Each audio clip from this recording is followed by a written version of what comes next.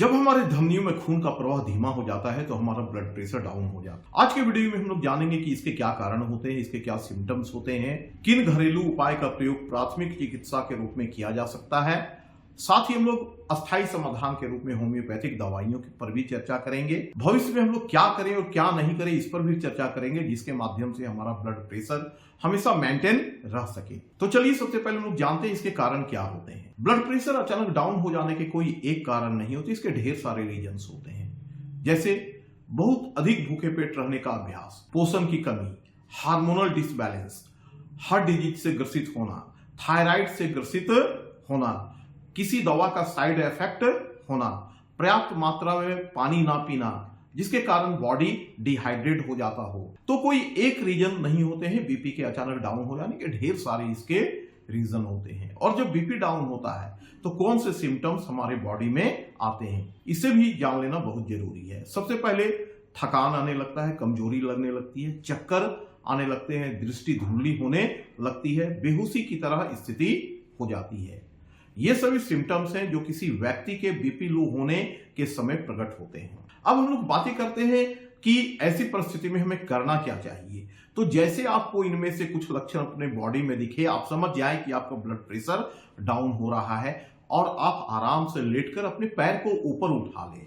पैर को ऊपर उठाने से ब्लड का फ्लो आपके मस्तिष्क की ओर होगा, जिससे आपके ब्लड प्रेशर में सुधार होगा। नंबर 2, तुरंत ही पानी और नमक का घोल बनवाएं और इसका सेवन प्रारंभ कर दें, इससे भी आपका बीपी बढ़ेगा। चाय और कॉफी का सेवन करें, कैफीन भी ब्लड प्रेशर को बढ़ाने में तत्कालिक रूप से मदद करती है। घर में शहद हो तो शहद का सेवन करें, घर में ग्लूकोज हो तो थोड़ा सा ग्लूकोज घोलकर भी पी लें। किसी व्यक्ति को कहें कि आपके पैर के तलवे में सरसों के तेल का मालिश करना प्रारंभ कर दे, इससे बॉडी टेम्परेचर बढ़ेगा और आपका बीपी मेंटेन होगा।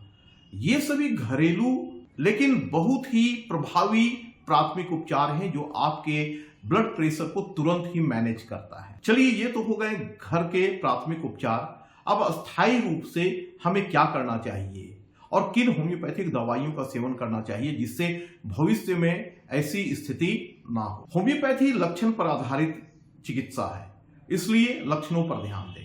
यदि बीपी अचानक सिंक कर जाए, किसी व्यक्ति का बॉडी ठंडा होने लगे, बेहोशी आने लगे, तो ऐसी परिस्थिति में एसओएस के रूप में कैम्फोरा 1 ml का 2 बूंद उस व्यक्ति के जीभ पर टपकाएं। इसे मात्र एक बार दें, इससे काफी सुधार होगा और तत्कालिक राहत भी मिलेगी। अब किसी व्यक्ति में बेहोशी का लक्षण पाया जाए, साथ ही शरीर में पसीना आने लगे, कमजोरी लगने लगे, तो ऐसी परिस्थिति में कार्बोविल-30 का 2 बूंद 10-15 मिनट पर 3-4 खुराक देना चाहिए, इससे भी उस व्यक्ति को तत्कालिक राहत होगी। बीपी डाउन हो जाने पर किसी व्यक्ति में कमजोरी, चक्कर, उल्टी ये सभी सिम्टम्स दिखें तो ऐसे परिस्थिति में वेरेट्रम एल्बम 30 का 2 बूंद उस व्यक्ति के जीभ पर 10-15 मिनट के अंतराल में 3-4 खुराक टपकाएं, इससे भी उस व्यक्ति को तुरंत राहत होगा। इसके साथ यदि बीपी डाउन होने पर कोई व्यक्ति निंद्रालु हो जाए, उसके शरीर में भारीपन लगे, चक्कर की तरह लगे, तो ऐसी परिस्थिति में जैल्सीमियम 30 का 2 बूंद उस व्यक्ति के जीभ पर 15-20 मिनट के अंतराल में 3-4 बार टपकाना चाहिए, इससे भी उसे तुरंत राहत होगा। यदि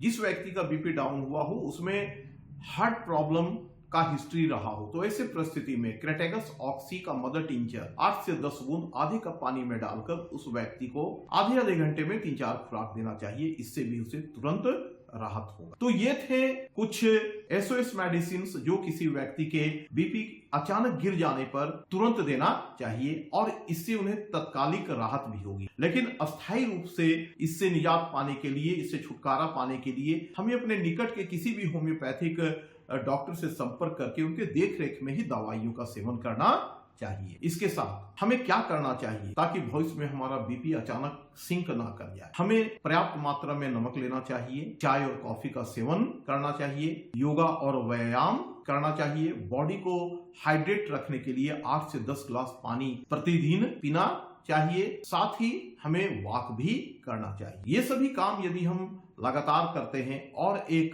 संतुलित दिनचर्या का पालन करते हैं तो फिर इस तरह की समस्या हमारे साथ कभी नहीं आएगी। तो ये थे बीपी से जुड़े हुए कुछ प्रमुख तथ्य और जानकारियां, साथ ही घरेलू उपाय और होम्योपैथिक मेडिसिन।